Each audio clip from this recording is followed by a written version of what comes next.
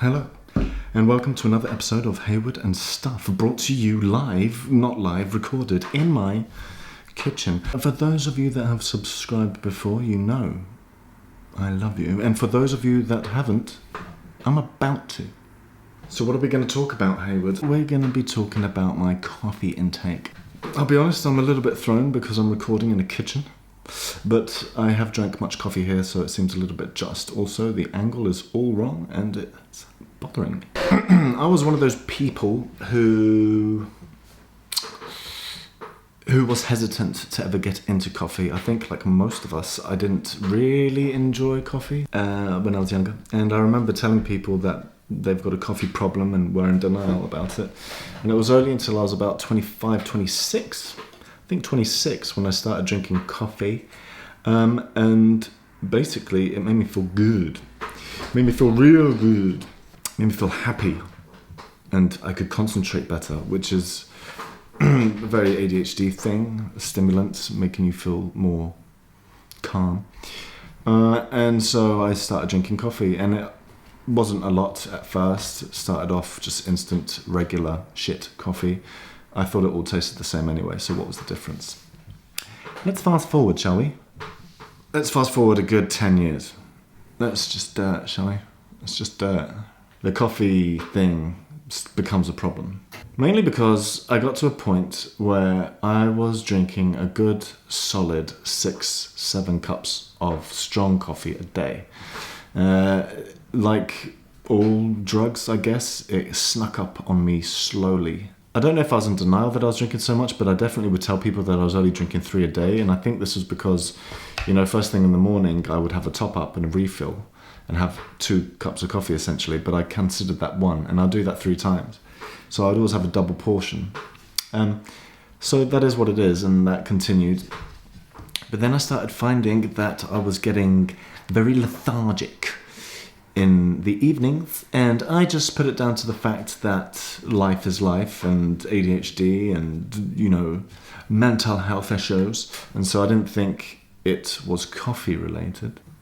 I then found a pattern that if I drank 4 or 5 coffees, I would feel a certain kind of definite way afterwards, but this didn't deter me from it for quite a while. And then at one point I started finding that I was actually feeling quite sick, like nauseous and spacey, fucking irritable and tired. Lethargy was definitely there. I came to a realization of how much coffee I was drinking, did a bit of research, and then I thought, let's try and cut down the caffeine intake. And so I did. But it seemed it was a little bit too late, because I brought it down to 3 cups of coffee a day, and every evening at this point, this was only about a year ago, so when I was 36, every evening I'd feel shit. And it was always straight after that 3rd coffee, I would start feeling nauseous, my head would start feeling spacey, I would just feel quite sick. I had liver issues about when I was 26, I had liver failure. And I remember that feeling of I turned yellow and all that horrible shit. And I felt really disgusting. And it kind of was a little bit like that, but every day. That's what it reminded me of. Anyway, so then I'm kind of battling for the past year back and forth between going completely cold turkey, not drinking coffee, and having 1 or 2, and then sometimes that 3rd coffee does slip in. I mean, where are we at? 6 minutes. Basically, I can't fucking drink more than 2 coffees a day. And so I don't. I wake up in the morning and I don't have that first coffee, which hurts. It hurts me emotionally, spiritually, and caffeinally. It's not nice. But I haven't got a fucking choice, because I want that first coffee at work and I want that second coffee in the afternoon just to pep me up. It's tricky. In terms of caffeine withdrawal, don't know how to say that word. Definitely experienced the headaches the first day. Second day is not so much. I know some people that struggle for days and days, but I don't. It's just usually that first day I get quite nasty headaches. But honestly, I wish I could knock it on the head completely. I wish I could just not drink the fucking stuff. But somehow, everybody's on it when you try to quit. And I am a bit weak when it comes to temptation. And believe me, I've tried. I mean, you know, well, I managed it with alcohol for a good 4 years. Coffee's tricky, isn't it? Sugar's also tricky, which I've tried to cut down now. This is just going to turn into a fucking rambling. You're just so much better than that. On a biological level, I know that drinking a lot of caffeine really puts a strain on your adrenal glands. And so it wouldn't surprise me if that causes part of why you feel lethargic and shit when drinking a lot of coffee. I think we underestimate how much of a drug coffee actually is. When you consider people saying like they need their coffee, it's not tongue-in-cheek, just in jest, just having a bit of a giggle. They need their fucking coffee.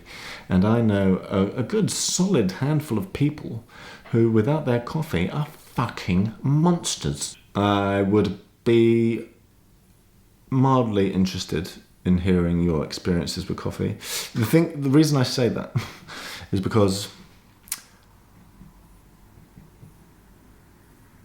wow, what is it? Everybody's journey is kind of individual, right? And I think with alcohol, if you've got a drink problem, hearing other people's stories and connecting definitely helps. But I find with coffee, it's a bit different because I haven't heard that many stories. You know what?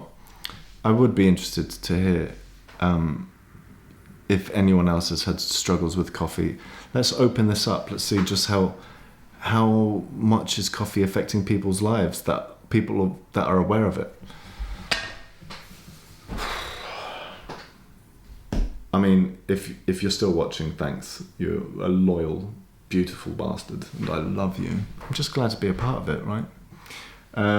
Addiction conversations here, and medication here. See you later.